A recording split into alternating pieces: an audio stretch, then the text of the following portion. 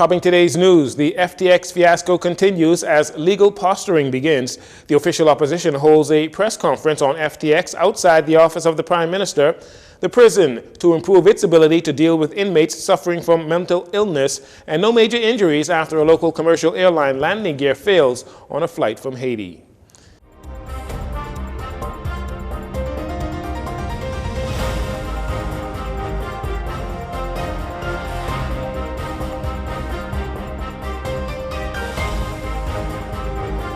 Good evening, Bahamas. I'm Jcn Saunders. This is your JCN Evening News. It's a pleasure to have you join us.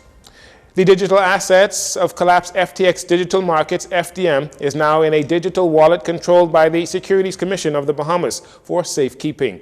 This action was taken since Saturday, November 12th, when the Commission, in the exercise of its powers as regulators acting under the authority of an order by the Supreme Court of the Bahamas, took the action of directing the transfer of all digital assets of FDM to a digital wallet controlled by the Commission, as urgent interim regulatory action was necessary to protect the interest of clients and creditors of FDM. The move also followed the Commission freezing the assets of FDM on Thursday, November 10th. The Securities Commission of the Bahamas, in a statement on Thursday evening, further noting that it is not the understanding of the Commission that FDM is a party to the U.S. Chapter 11 bankruptcy proceedings. However, the Commission's statement notes that under the Digital Assets and Register Exchange Act, or DARE Act 2020, it has the authority to apply for a judicial order to protect the interest of clients or customers of a registrant of the Commission. The Commission reiterates that over the coming days and weeks, it will engage with other regulators and authorities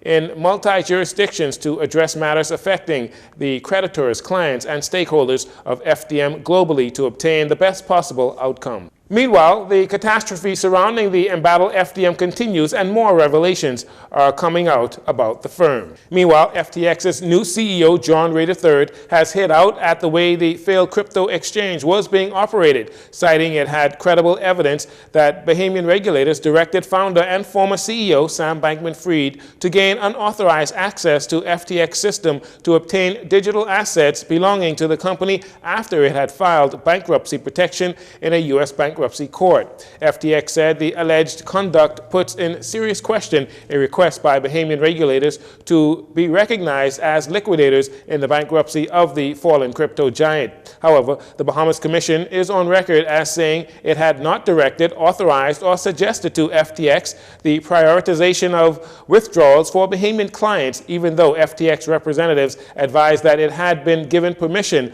per its Bahamian headquarters regulations and regulators to begin to facilitate withdrawals of Bahamian funds. The Commission noted that those transactions may be characterized as voidable. Meanwhile, since taking over FTX, Mr. Ray has gone on record to say that he had never seen such a complete failure of corporate controls as was the case at FTX. So far, he said it has been possible to locate only a fraction of the digital assets held by the firm. Mr. Ray is also on record as saying in the Bahamas, corporate funds of FTX Group were used to purchase homes and other personal items for employees and advisors. Meantime, FTX founder and former CEO Sam Bankman-Fried reportedly regrets filing for bankruptcy because the decision has largely taken financial matters out of his control, and he also expressed his disdain for financial regulators. This morning, the Free National Movement, led by leader Michael Pintard, gathered at the office of the Prime Minister in protest of what he calls an implosion of FTX. Mr. Pintard, while noting that no government is responsible for this downfall, says the government does have a duty to manage the process by which any investor comes into the Bahamas and how those organizations function. The government does not have the luxury of being quiet. They love our public relations. They should then, on a weekly basis, provide briefings to clarify issues that are being raised locally and internationally, to put in context that we are truly functioning as a blue chip jurisdiction in obeying regulatory requirements. So when something emerges that suggests that the government is in collusion with FTX, made in the international media, it is absolutely important that the Prime Minister speak to these issues candidly. This is not the time for deflection. This is not the time for suggesting that there were some gaps in the regulation. Well, you are in the government. Fix it. To what extent have you sent out the regulations, even after this crisis, to make sure that any gaps that appear to exist, that you are plugging them? Mr. Pintard claims the government is not providing any transparency to the public on when FTX first came to the Bahamas, any approvals given, and what was discussed in the meetings with the now bankrupt company. He advised that the government reassess the DARE Act with local and international partners to ensure financial and digital asset security. And so we now wish to put questions to them. One of the things we'd like to raise is to what extent the government has invested any Bahamian resources into FTX at any level in any jurisdiction. For example, is any of NIB funds invested with FTX or any other funds from the government? Secondly, the government indicated that by December of this year, it fully expected to be trading carbon credits on the platform. We'd like to know, did the government do its due diligence? They must have, since they were extremely comfortable in trading on the platform. And we would like to know, the public would like to know, what did they discover when they did their due diligence? Mr. Pintard asserts that we must protect the integrity and reputation of the Bahamas that is currently taking a hit on the global stage. It was revealed earlier this week by Acting Commissioner of Corrections, Dawn Clare, that the Bahamas Department of Correctional Services, or BDOCS, is now housing over 80 mentally ill inmates. And in a recent event at the prison facility, a fight between two mentally ill inmates led to the death of one of them. So there are concerns there. This week, while members of Parliament debated and supported the new mental health bill with its goal of better protecting people suffering with mental illness, National Security Minister Wayne Munro announced that the prison will soon have the capabilities of identifying and treating inmates who may be suffering from mental illness. Very shortly, the Bahamas Department of Correction will have on its medical staff a psychiatrist, a psychiatric medical officer, and a psychologist. It is also proposed in the new high medium prison to have a psychiatric housing unit that will house all persons who have disorders that require treatment, and is a facility that can be designated a mental health facility. We are very cognizant of what the rules we are making requires, and we're moving expeditiously, even before it is legislated, to take steps to comply with its regime. Mr. Munro called the new mental health bill timely, relevant, and necessary in terms of safeguarding how we care for and treat people who may or may not have been diagnosed with mental illness. Meanwhile, Prime Minister Philip Davis believes the proposed legislation effectively modernizes the nation's law surrounding mental health. The Department of Labor, in conjunction with the Ministry for Grand Bahama, held a press conference on Wednesday to announce the hosting of a job fair this Saturday, November 19th, at St. George's High School on Grand Bahama. Ginger Moxie, Minister for Grand Bahama, says these types of events provide much-needed opportunities for Grand Bahamians. We have partnered, the Ministry for Grand Bahama has partnered with the Department of Labor for Labor on the Blocks 2.0, which will be held this Saturday, the 19th, at the St. George's High School Gymnasium.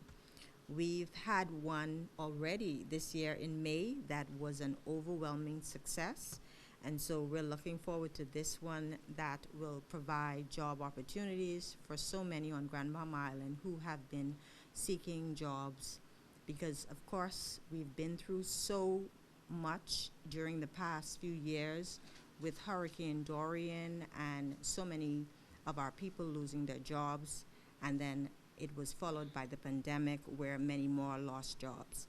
And so these job fairs are so important for the people of Grand Bahama Island, and many are excited for what's to come on Saturday. Director of Labor Robert Faxon said approximately 30 companies have confirmed participation. He encouraged young job seekers to come appropriately dressed and prepared with your resumes, national insurance card, police record, and any other documents that can show your qualifications, because the opportunities will be there. We want to invite all of those residents in Freeport seeking employment. We estimate over 200 jobs will be available from 23 companies as of yesterday. As of this morning, we had 6 more companies join. So it's up to 29 companies, and companies ranging from the food and beverage industry to the cruise lines, to the industrial industry, security companies, and all aspects. We have 2 auditor firms, 2 accounting firms, who says they want to hire Bahamians as accountants and senior associates. We have, through our technical expertise and cyber college, we have you to be pre-registered. If you go on the Department of Labor's social page, Facebook page, there is a Q card there, and you could click your cell phone on the Q card, and you could pre-register. So when you attend the draw, you could go straight into interviews. We want to say to you, come prepared, come dressed for interviews. A couple of companies said to us, if you come prepared with your police record, we will hire you on the spot. In addition to those companies mentioned by Mr. Faxon, government agencies including the Royal Bahamas Police Force, the Royal Bahamas Defense Force, and the National Training Agency will also participate in Saturday's job fair, seeking to hire and train new employees. And finally, in this segment, hailed as a valiant warrior and a man who stood for principles, former trade unionist, former member of parliament under the Progressive Liberal Party, and PLP stalwart councillor David Alexander Knowles was laid to rest in a state-recognized funeral at St. Matthew's Anglican Church on Shirley Street today. A mass of resurrection and thanksgiving for the life of the man who held the position of president of the Bahamas Hotel, Catering and Allied Workers Union for several years. Prime Minister Philip Davis was among the many dignitaries who joined the family of the late David Knowles, describing him as a man who was quietly confident but a results-oriented policymaker, a servant leader, and an exceptional Bahamian. Suffice to say, David Knowles lived a purpose-driven, influential, and productive life. As a result, his legacy and body work not only worthy of celebration and admiration, but served as a justifiable source of family pride, comfort, and solace, notwithstanding the sadness of dissociation.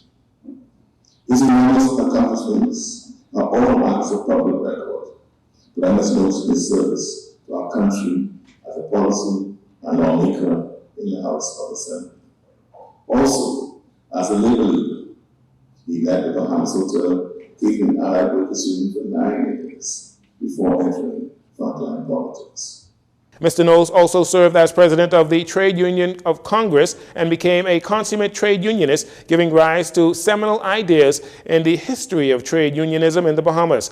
As a skillful negotiator, as president of the BHCAWU, he was able to negotiate many long-term and long-standing benefits, including the 15% gratuity and establishment of pension fund for retired and retiring hotel and catering workers. He also had a hand in the establishment of the National Workers Cooperative Credit Union.